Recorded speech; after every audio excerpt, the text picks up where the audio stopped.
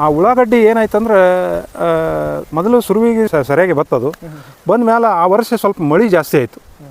ಮಳೆ ಜಾಸ್ತಿ ಆಗೋದ್ರಿಂದ ಅದಕ್ಕೆ ಒಂದು ಗೊಡ್ಡ ರೋಗ ಬರ್ತದೆ. ಆ ಗೊಡ್ಡ ರೋಗ ಬಂದು ಏನು ಮಾಡಿದ್ರೂ ಕಂಟ್ರೋಲ್ ಆಗಲಿಲ್ಲ. ಅದು ಆ್ಯಕ್ಚುಲಿ ಸೈಂಟಿಫಿಕ್ ಆಗಿ ಹೇಳ್ಬೇಕಂದ್ರೆ ಅದು ವೈರಸ್ ಅಟ್ಯಾಕ್ ಆಗಿ ಅದು ನಷ್ಟ ಆಯ್ತು ನನಗೆ. ಏನೊಂದು 1.5-2 ಲಕ್ಷ ರೂಪಾಯಿ ನಷ್ಟ ಆಯ್ತಲ್ಲ.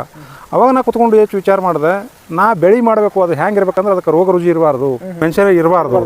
ಯಾಕಂದ್ರೆ ಈಗ ನೀವೆಲ್ಲ ನೋಡ್ತೀರಿ ಹಳ್ಳಿ ಒಳಗೆ ಆಳಿಂದು ಸಿಕ್ಕಾಪಟ್ಟೆ ಸಮಸ್ಯೆ.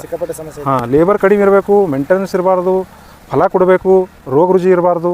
ಅಂಥ ಬೆಳೆ ಯಾವುದಪ್ಪ ಅಂದಾಗ ನನಗೆ ಹೊಳೆದಿದ್ದು ತಾಳಿ ಬೆಳೆ.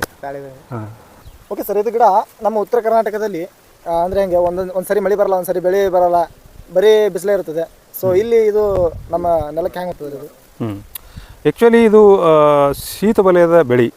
ಇದು ಮಲೇಷ್ಯಾದಲ್ಲಿ ನೈಸರ್ಗಿಕವಾಗಿ ಭಾಳ ಬೆಳೀತಾರೆ. ಇದು ಕಾಡು ಪೂರ್ತಿ ಎಲ್ಲ ಕಾಡು ಕೂಡ ಇದೇ ತಾಳಿ ಗಿಡ ಆಗಿರ್ತದೆ.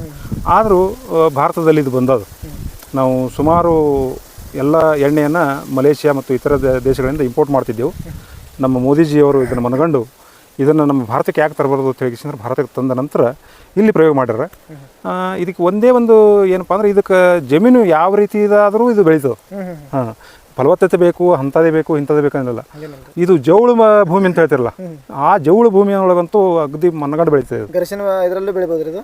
ಗರಿಶಿನಲ್ಲಿ ಬೆಳಿಬೋದು, ಮತ್ತು ಈ ಥರ ನಮ್ಮ ಕರ್ಲ ಮಣ್ಣಿನಲ್ಲಿ ಬೆಳಿಬೋದು.